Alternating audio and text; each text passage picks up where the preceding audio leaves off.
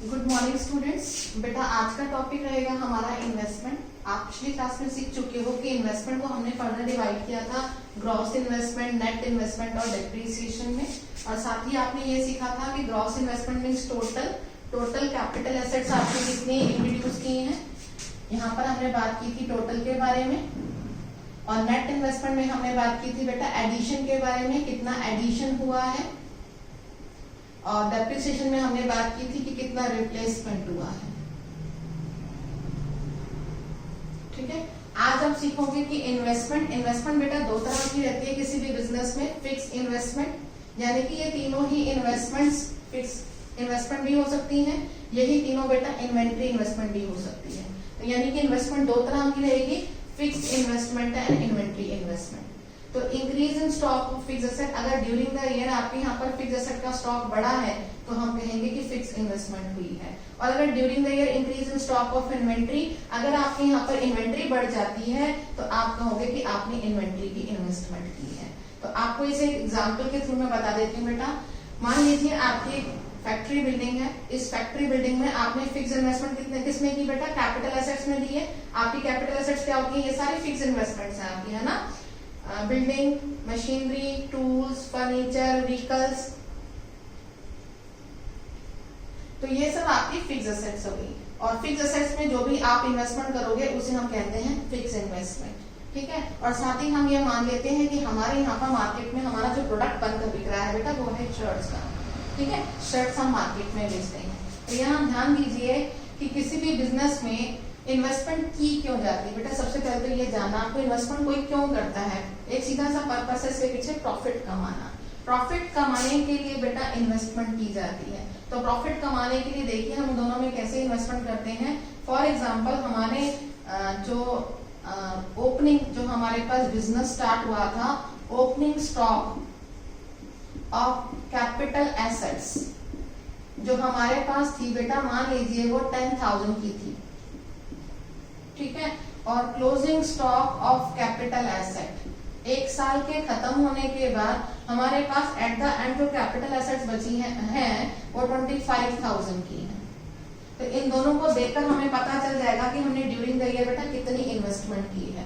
तो आप इन्वेस्टमेंट कैसे निकालते हैं बेटा, इन्वेस्टमेंट निकालने के लिए यानी कि चेंज इन इन्वेस्टमेंट कैसे निकलेगा आपका, closing stock of capital asset minus opening stock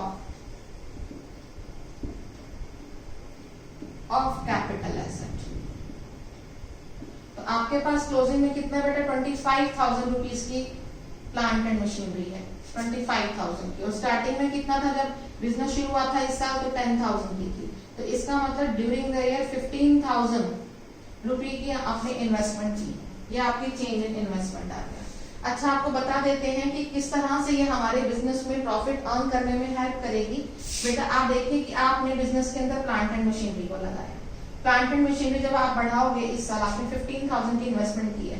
plant and machinery को बढ़ाने से आपको लेबर की और जरूरत पड़ेगी बेटा।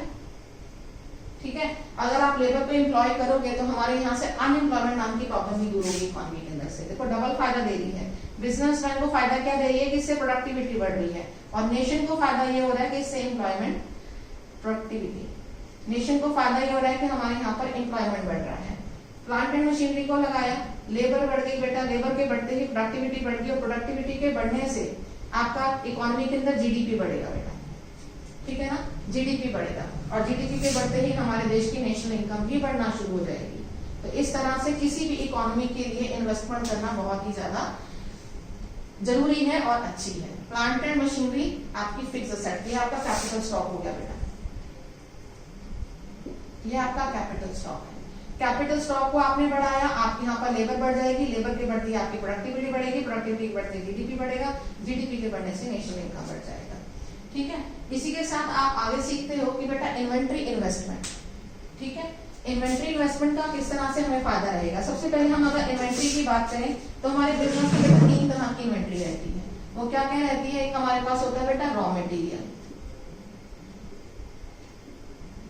और क्योंकि हमारा प्रोडक्ट मैंने यहाँ पर शर्ट अज्यूम किया है तो मेरा रॉ मटेरियल क्या होगा, मेरा रॉ मटेरियल होगा बेटा यहाँ पर जो भी हम लोग फैब्रिक परचेज करके लाए हैं, हमने कैंची खरीदी हुई है, ये सब फिर हमारा आता है वर्क इन प्रोग्रेस।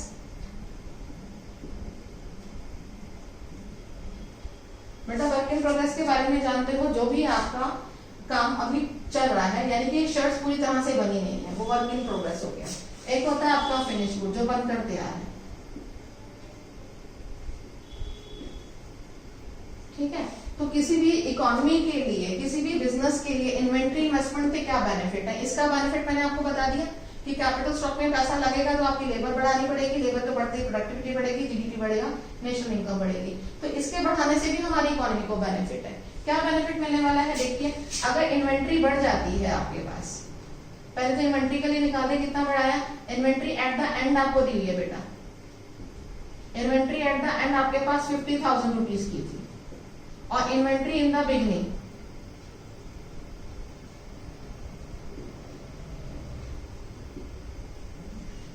अगर हम ये अजम्पशन लें कि बिगनिंग में हमारे पास इन्वेंट्री थी वो 15,000 रुपीज की थी, तो आप बताइए कि चेंज इन इन्वेंट्री कैसे निकालोगे बेटा? इन्वेंट्री से चेंज निकालने के लिए वही क्लोजिंग